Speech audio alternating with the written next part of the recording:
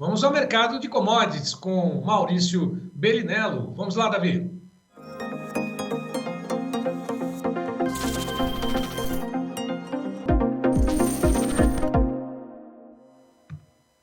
Maurício, boa tarde para você, tudo bem? Fala Braga, boa tarde a todos. Bom, começamos pelo dólar, né? Essa queda que vem sendo registrada agora e essa estilingada para o índice Bovespa. O que está por trás dessa movimentação, Maurício? O importante é a gente lembrar que hoje é um dia que está calmo, por assim dizer, nada muito fora do normal, né? Hoje é um dia de queda bastante relevante nos juros no Brasil também, viu, Braga? Os juros longos caíram de forma bastante relevante hoje, portanto, hoje é um dia de mercado calmo calmo no sentido de leve de pressões de muitas ordens, né, no Brasil. Então hoje é um dia de queda no dólar de novo, né? Estou sempre dizendo isso, que por mais que seja queda, não é uma queda que mude qualquer coisa, né? Porque 5,14, que deve estar agora aqui, 5,13 e 5,20 dá 1%, né? E é uma faixa de preços que o dólar vem girando aí desde pelo menos fevereiro do ano passado, brigando nessa faixa de 5,20. Então hoje é um dia de alívio nas cotações, com alta inclusive na Bovespa também, né? Me chama consequente queda no mercado de juros, mas nada novo no sentido de grandes alterações nos fundamentos, Braga. Realmente um ajuste, pelo menos por enquanto, técnico, até porque lá fora também hoje é um dia de dólar parado, né? Hoje o dólar está parado em relação às principais moedas, então aqui ele cai um pouco, não é nada fora do normal. Agora, você chamou a atenção logo sobre a queda de longo prazo dos juros. Há a possibilidade de que ocorra uma queda na taxa Selic em que período? 2024? Sinaliza isso, pelo menos, ou não? Por enquanto, a perspectiva mais otimista do mercado, e não é minha, né? Como eu gosto de lembrar, a minha opinião é o que menos importa, né, Braga? No final das contas, a opinião de quem movimenta dinheiro de verdade é quem vai formar preços e, portanto, a opinião deles é que vale. Nesse momento, no Brasil, a perspectiva mais óbvia, mais direta, é que a gente vai ter a Selic fixa nesse patamar de 13,75, sem novos aumentos, por enquanto, até pelo menos o final do ano. Né? A perspectiva mais otimista hoje fala de novembro, dezembro, talvez, para iniciar a conversão da curva para baixo, ou seja, o início da queda de juros no Brasil. Portanto, tem esse restinho de ano pela frente aí de juros a 13,75, sem novos aumentos, até porque eles seriam provavelmente inócuos, né? Então, mas ainda assim pagando uma fortuna, uma baba por ano. Isso deve dar um número, que é um número bonitinho, Braga. O Brasil deve gastar esse ano aqui, o Brasil tem mais ou menos 5,3 trilhões de reais de dívida pública, né, federal. Lembrando que os estados e municípios no Brasil não podem emitir dívida no mercado. Isso vai gerar uma conta por baixo de 650 bilhões de reais só esse ano e só em juros, não pagando R$1 na dívida principal.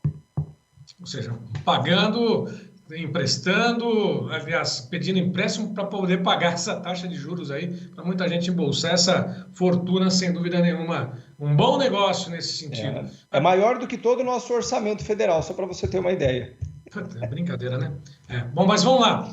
Agora, com relação a essa questão também voltada ao petróleo, não tem grandes novidades, o petróleo está recuando, mas dentro daquilo que vem oscilando nos últimos períodos, aí, nos últimos dias, não. Exatamente, Braga. Ele caindo hoje, o contrato mais presente na casa dos $76 nesse momento, que é a mesma faixa de preços que vem desde setembro, né, do ano passado. Então, assim, essa faixa perto dos 80, entre 73 e 83, uns $10, para fazer um número redondo, né? Não é exatamente assim, mas em torno desses $10 dessa margem de oscilação, é uma margem que vem desde pelo menos o meio do ano passado, julho, agosto do ano passado, e por enquanto não há uma perspectiva de alteração, porém, é importante lembrar que o petróleo agora, ele já entrou no que a gente chama de uma sazonalidade de alta. Então, daqui, historicamente, nos últimos 60 anos, daqui até o meio de julho, mais ou menos, o petróleo entra na fase ascendente dele dentro do ano. Então, não seria algo fora do radar ver o petróleo buscando, eventualmente, 85, 88, dentro da sazonalidade. Ou seja,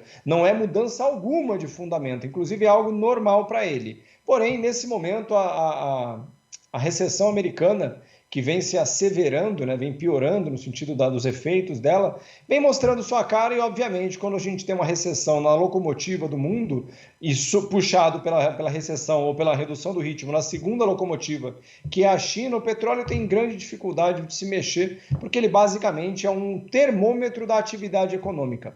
Quando a gente tem atividade econômica muito aquecida, o petróleo sobe. Quando a gente tem atividade econômica muito fria ou pouco pujante, ele tem dificuldade para subir e nesse momento é o que acontece.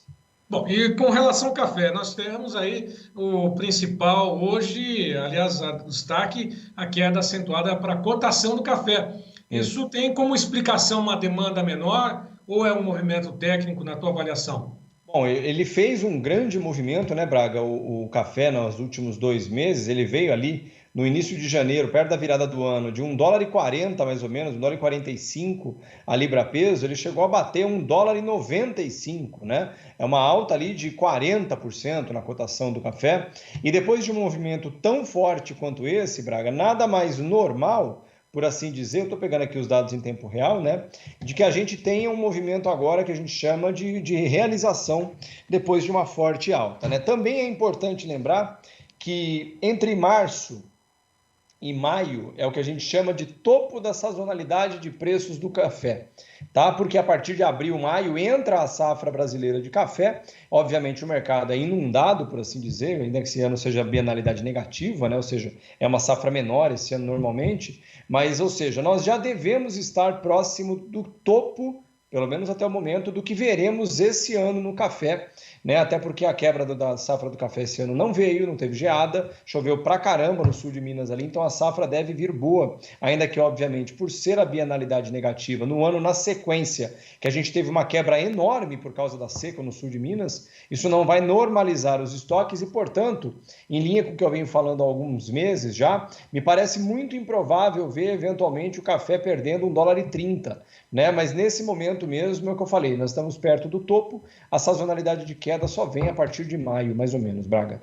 Bom, e daqui a pouquinho, por volta de 13 horas, aliás, 14 horas, horário de Brasília, 13 horas, horário lá nos Estados Unidos, deve ser divulgado o relatório com as estimativas mensais de oferta e demanda lá pelo USDA. Isso deve movimentar um pouquinho o mercado, mas a gente vai estar atento aqui, inclusive deixando o convite para que se participe na segunda edição conosco. Maurício, um abraço para você, obrigado. Um grande abraço, Braga, até mais tarde.